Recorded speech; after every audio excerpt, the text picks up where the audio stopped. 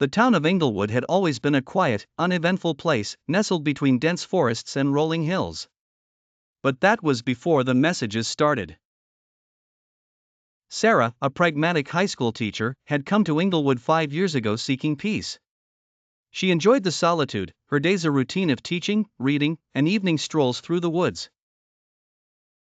Her life was simple, but all that changed on a frosty January night. It was late, and the wind howled outside as Sarah prepared for bed. She picked up her phone to set her alarm and noticed an unusual notification, an airdrop from an unknown sender. Frowning, she tapped on it to see a single image: an old, desolate house she recognized from her walks, deep within the forest. The accompanying text sent a chill down her spine: "Help me. Get me out." She dismissed it as a prank, convinced herself it was probably one of her students. But sleep did not come easily. The next day, she mentioned it casually to a colleague, who just shrugged it off.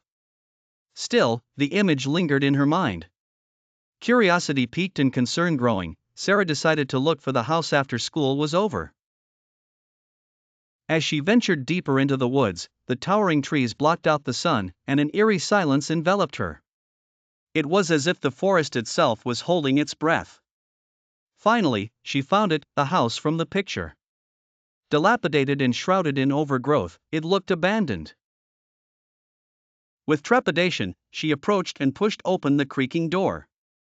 Inside, the air was stale, and dust motes floated in the pale light filtering through broken windows. "Hello?" Her voice echoed eerily. No reply. Sarah stepped in further, the wooden floorboards groaning beneath her weight. At the back of the house, she found a room with a door slightly ajar. Pushing it open, she gasped. The walls were covered in frantic scribblings: "Help me, don't leave, they're coming." Panic gripped her. Suddenly, her phone buzzed. Another airdrop. Her hand trembled as she accepted it. Another picture, this time of her, standing in the very room she was in, taken from behind. She spun around, but no one was there.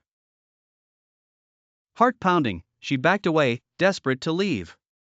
But then she heard it, a whisper, barely audible but unmistakable: "Sarah." Her blood ran cold. Stumbling, she fled the house, never daring to look back. She never mentioned the incident to anyone, never again daring to enter the forest. But every night, she locked her doors and windows tight, and her phone remained in a drawer, turned off. Yet still, sometimes, in the dead of the night, she swore she could hear it whispering her name.